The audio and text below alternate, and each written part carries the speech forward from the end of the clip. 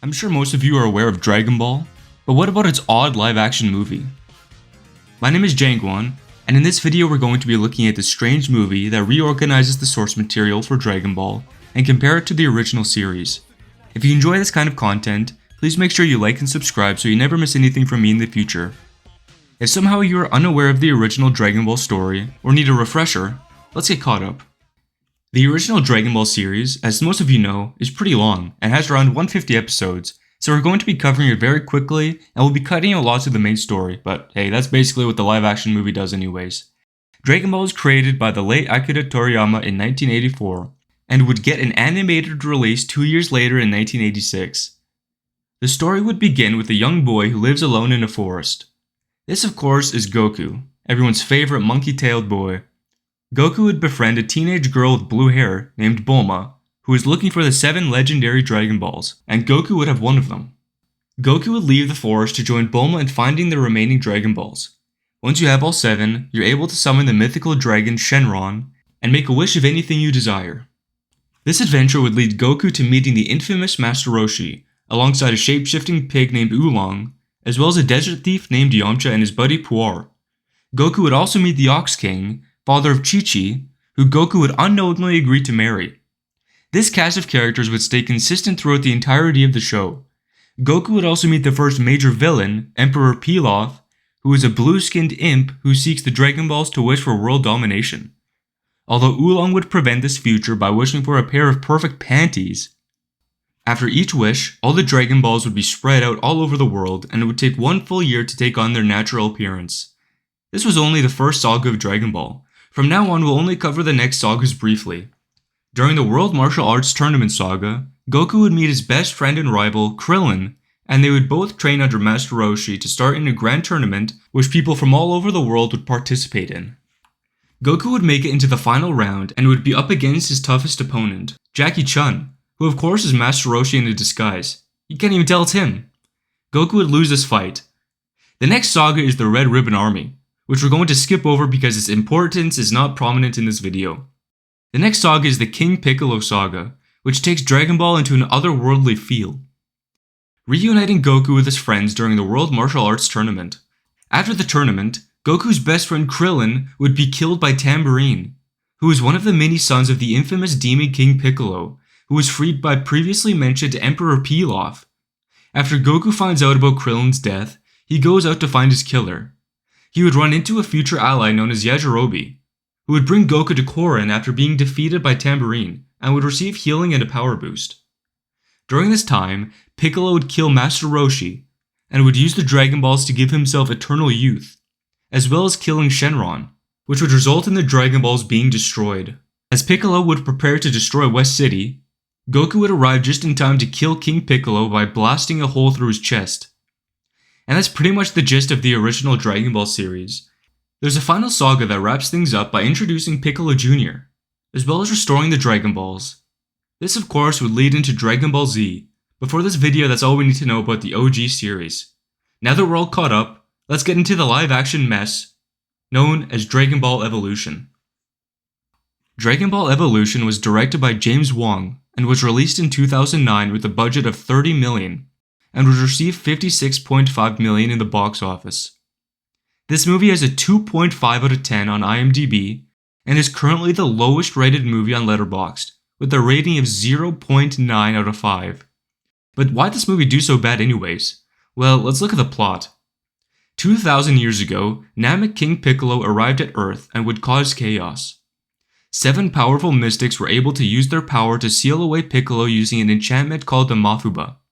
However, Piccolo would break free during the present day, and his henchwoman Mai, who was also in the original Dragon Ball series but was Emperor Pilaf's group, would search the earth for 7 Dragon Balls, killing anyone who got in their way.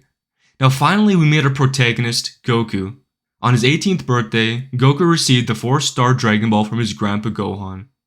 After returning home from a party hosted by his high school crush Chi-Chi, Goku would find that his house had been destroyed by Piccolo, who was seeking the Dragon Ball. Before Grandpa Gohan dies, he tells Goku to seek out martial arts expert Master Roshi. Goku would then meet Bulma, who invented a device to locate the Dragon Balls, to which Goku would offer Bulma protection in exchange for helping him find Master Roshi. After finding him, Roshi would join their search and would begin training Goku to master his ki, which in the Dragon Ball universe is the manifestation of your life energy. During their search for the Dragon Balls, they fall into a trap set by the desert thief Yamcha, to which Roshi would convince him to join their alliance. As a group, they would fight off an ambush by Mai and would obtain the next Dragon Ball. As they continue, the group would visit the World Martial Arts Tournament, where Chi-Chi is competing, whose next fight was Mai, who would later steal a sample of her blood. Chi-Chi would join the group as they traveled to a temple where Master Roshi would consult his former teacher and begins preparing a new Mafuba enchantment to reseal Piccolo. During their time at the temple, Chi-Chi would help Goku in his training to learn the most powerful of the key techniques, the Kamehameha Wave. During the night, Mai arrives by using Chi-Chi's blood to change her appearance to look like her. Unable to tell them apart, Goku would unknowingly knock out Chi-Chi and would be shot by Mai, who would then steal the Dragon Balls. Afterwards, their group would follow in pursuit of Mai and Piccolo. After acquiring all 7 Dragon Balls, Piccolo would arrive at the Dragon Temple and begin summoning the dragon Shenron, but would be stopped by Goku's team. During the battle, Piccolo would reveal to Goku that he is his pawn, Ozaru the Great Ape, and was sent to Earth as an infant to destroy it when he was older. As a solar eclipse transforms Goku into the Great Ape, Roshi begins to use the Mafuba on Piccolo, but he doesn't have enough energy and would fail in his task, and then Ozaru would begin to choke Roshi to death. But in Roshi's dying words, he would enable Goku to fight back against Ozaru. As Goku returns, he engages Piccolo in an ultimate battle, and would defeat him using the Kamehameha Wave. Goku would then use the Dragon Balls to summon Shenron, and would bring Master Roshi back to life. As the group celebrates their victory, Bulma declares that the Dragon Balls have scattered across the earth, and that they must search for them again. But before heading out, Goku meets with Chi-Chi and apologizes for knocking her unconscious, and they begin a sparring match.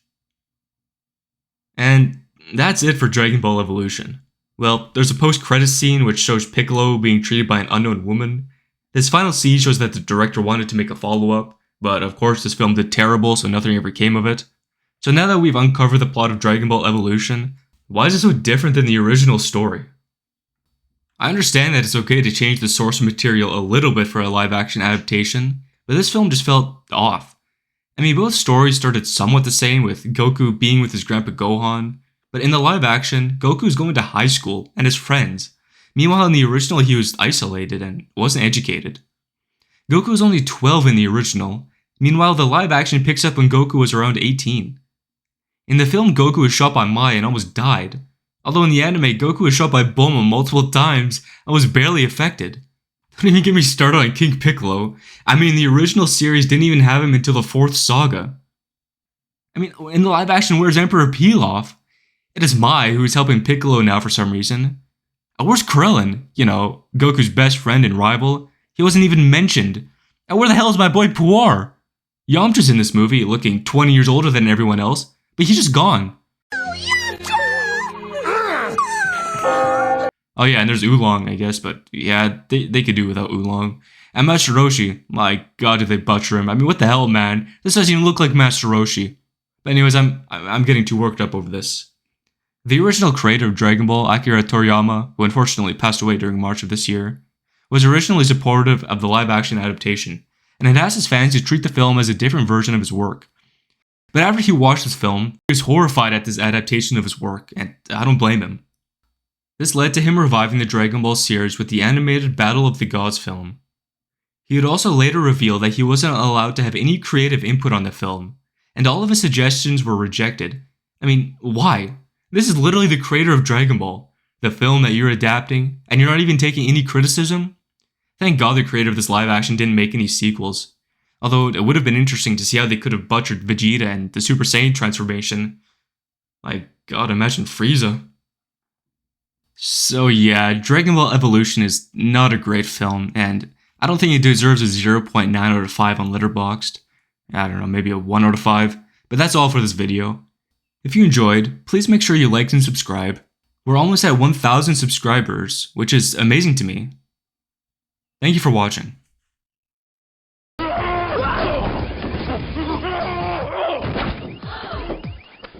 Doing good.